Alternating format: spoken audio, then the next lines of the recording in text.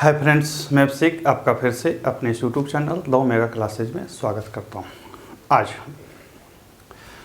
Today जी के programme में, जो कि 10 मिनट का जी के प्रोग्राम है, उसमें एक विशेष समिति के बारे में जानेंगे। इससे प्रश्न बनते हैं कैसे वो बताऊंगा, और साथ ही कमेटी क्या है उसके बारे में भी बताऊँगा। हालांकि इस पर मैंने पॉइंट आउट बोर्ड पे कर रखा है, आपने पढ़े भी होंगे, लेकिन स्पेशल इसमें यह है कि हम इस वीडियो में आपको ये बताते चलेंगे कि इसमें प्रश्न कैसे आपसे बना करके पूछ सकता है। ठीक है, आइए समय नष्ट न करते हैं आपका। तो लाइट का कोई दिक्कत तो है नहीं इशू नहीं है, चलिए ठीक है। जीएस है, जीएस में पूछता है सार्वजनिक उपक्रम समिति। सार्वजनिक उपक्रम समिति, इसको अंग्रेजी में कहा जाए तो committee on public undertaking. Committee on public undertaking, इसको शॉर्ट में COPU बोला जाता है। COPU, committee on public undertaking. अब यह है क्या? तो देखिए, संसद में बहुत सारी समितियां बनाई जाती हैं। संसद अपने कार्य को सुचारू रूप से करने के लिए, चलाने के लिए बहुत सारी समितियां बनाती हैं, जिसमें कुछ अस्थायी समिति होती है, कुछ अस्थायी समितियां होती हैं। इन्हीं समितियों में 3 वित्तीय समिति होती है। वित्तीय समिति होती है, 3 होती है। ये तीनों वित्तीय समिति अस्थायी होती है। उसी में से एक है ये सार्वजनिक उपक्रम समिति। अब इसको शब्द बाय शब्द कैसे याद रखेंगे देखेंगे। यह संसद की एक अस्थायी वित्तीय समिति है।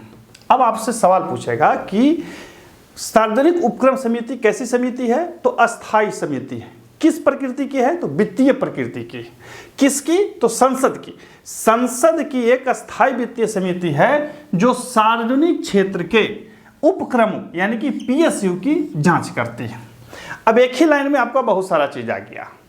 COPU किसकी जांच करती है? तो PSU की। ठीक है, पब्लिक सेक्टर यूनिट्स की, सार्वजनिक क्षेत्र के उपक्रमों की जांच करती है। क्या जांच करती है? कोई टेक्निकल चीज नहीं, ये टेक्निकल चीज, तकनीकी चीज जांच नहीं करती है, चूंकि इसके जो लोग होते हैं वो तकनीकी जानकार नहीं होते हैं। अब ये चिमनी की ऊंचाई कितनी थी, चिमनी में मोटाई कितनी थी, गोलाई थी कितनी थी, ये सभी चेक नहीं करते। ये उसके क्रियाकलापों को, वार्षिक लेखों को, अभिलेखों को, उसके जो मैनेजमेंट होते हैं उसकी जांच करते हैं कि कहीं सरकार ने कोई ऐसा कृत्य या कंपनी ने कोई ऐसा काम तो नहीं किया जिससे सरकार के राजस्व को नुकसान हुआ, सरकारी संपत्ति को नुकसान हुआ, या उसके किसी कृत्य के कारण देश को कोई नुकसान हुआ। वो नुकसान आर्थिक हो, सामाजिक हो, या किसी भी प्रकार का हो।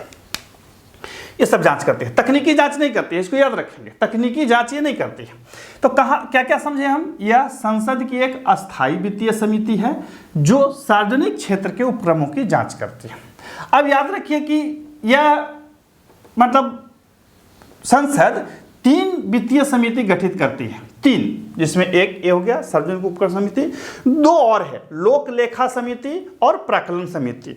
लोक लेखा समिति के बारे में तो जानते ही हैं, इसमें 22 सदस्य होते हैं। लोक लेखा समिति में क्या होते हैं? 22 सदस्य होते हैं, 15 लोकसभा से, 7 राज्यसभा से। ये LS मतलब लोकसभा, RS मतलब राज्यसभा। प्राक्कलन समिति में 30 सदस्य होते हैं और 30 जो होते हैं वो लोकसभा से होते हैं। अब आपसे सवाल पूछेगा कि निम्न में से किस समिति में सभी सदस्य जो होते हैं वो निम्न सदन से होते हैं? आप कहीं कह रहे श्रीमान, यहाँ तो आप लोकसभा राज्यसभा बोल रहे थे, यहाँ निम्न सदन कहाँ से ला दी? लोकसभा को निम्न सदन कहा जाता है, राज्यसभा को उच्च सदन कहा जाता है। इन सब चीज़ों को ध्यान रखेंगे, शब्दों को जरूर ध्यान रखेंगे। जब भी आप संविधान पढ़ रहे हो वहाँ पर शब्द को ध्यान रखा जाता है। ठीक है, तो लोक लेखा समिति में कितने सदस्य होते हैं? टोटल 22, 15 लोकसभा से, 7 राज्यसभा से।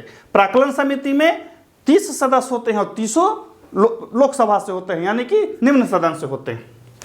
अब इसका गठन कैसे हुआ? सार्वजनिक उपक्रम समिति यानी कि COPU का गठन कैसे हुआ? तो इसका गठन 1964 में बने कृष्ण मेनन समिति के सिफारिश पर हुआ। कृष्ण मेनन समिति, कृष्ण मेनन जो थे बहुत नामी व्यक्ति थे भारत के, और वो जवाहरलाल नेहरू के निकटतम व्यक्तियों में थे। हालांकि कुछ आरोप भी लगे, आक्षेप भी लगे। यहाँ पे राजनीति की चर्चा नहीं है। यहाँ पे ध्यान रखिए कि कृष्ण मेनन बहुत ही काबिल व्यक्ति हुआ करते थे, बहुत काबिल ब्यूरोक्रेट थे अपने देश के। उन्हीं के अनुशंसा पर यह गठन हुआ था। अब कहिए कि गठन क्यों हो गया? क्यों अनुशंसा हुआ? तो देखिए, भारत सरकार, जब भारत आज़ाद हुआ तो भारत सरकार ने बहुत सारे पब्लिक सेक्टर यूनिट की स्थापना की। अब वो यूनिट्स ठीक से काम कर रहे हैं कि नहीं कर रहे हैं, इसकी जांच कौन करेगा? तो मंत्री करेगा। तो जो जिस डिपार्टमेंट के अंदर वो आता है, जो मंत्री के अंदर वो काम आता है, अब उसकी जांच कौन करेगा?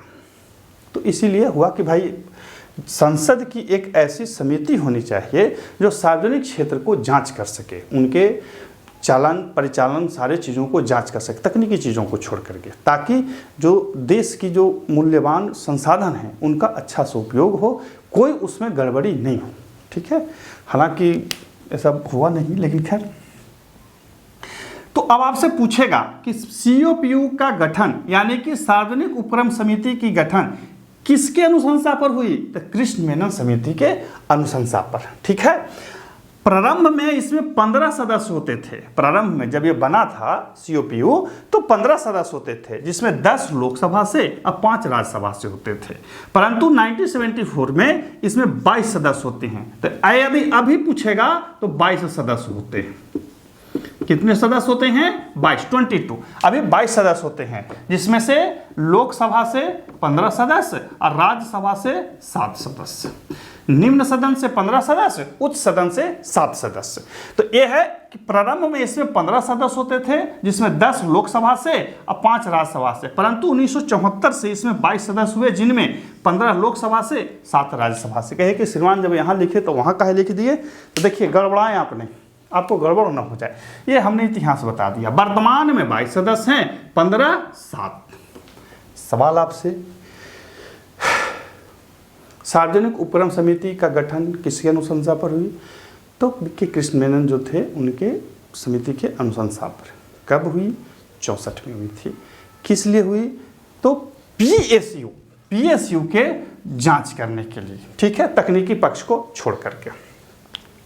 अब ये जो सदस्य चुने जाते हैं, मतलब ये जो 22 सदस्य चुने जाएंगे, जिसमें सदस्य 15 लोकसभा से 7 राज्यसभा से, कैसे चुने जाएंगे, किस प्रकार से चुने जाएंगे? तो देखिए, इनके सदस्यों का चुनाव एकल स्थानांतरीय मत के आधार पर समानुपातिक प्रतिनिधित्व से होता है।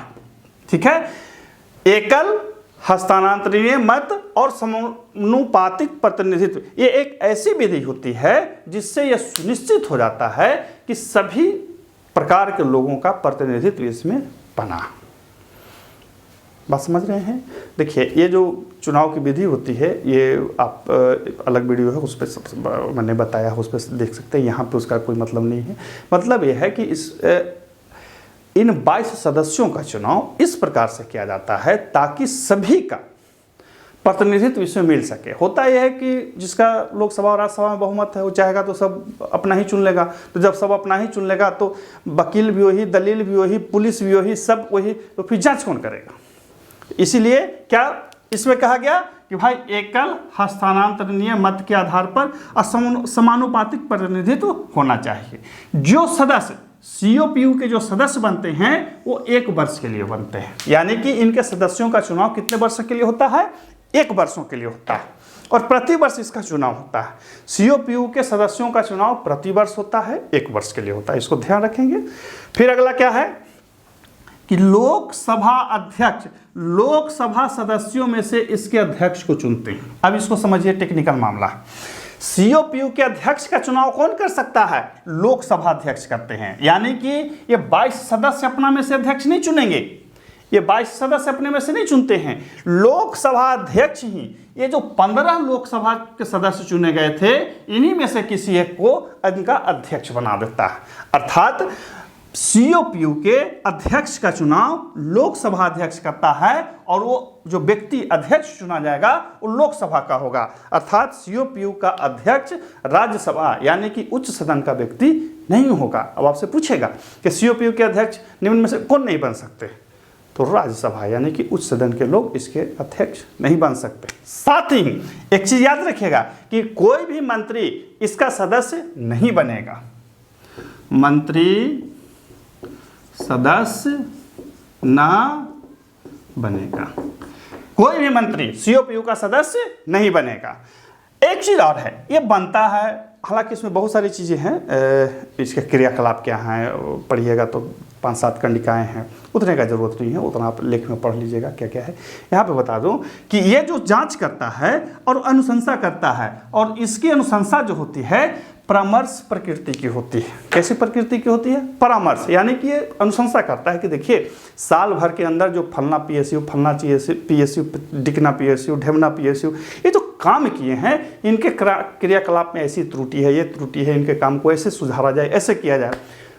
सरकार और मंत्रालय मानने को बाध्य नहीं है।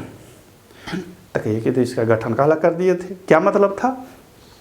मतलब था, ध्यान दीजिए, इन सारे समितियों का जो मूल उद्देश्य है वो समझिए, ये तो याद ऐसे भी रहेगा।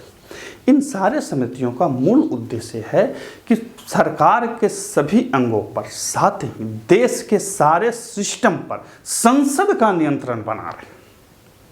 सरकार का नहीं, राष्ट्रपति का नहीं, कार्यपालिका का नहीं, इसका नहीं, उसका नहीं, किसका नियंत्रण? संसद का। याद रखिए, कौन चुना? सांसद लोग चुने। ये सांसद के सदस्य हैं, सरकार के सदस्य नहीं हैं। ये इसकी जांच करती हैं, लोकसभा अध्यक्ष इसका अध्यक्ष चुनता है। और इस प्रकार से सांसद जो है अपने विभिन्न अनुषांगिकों पर, अपने विभिन्न संगठनों पर अपना क्या रखता है? दबाव रखता है, अपना अधिकार रखता है।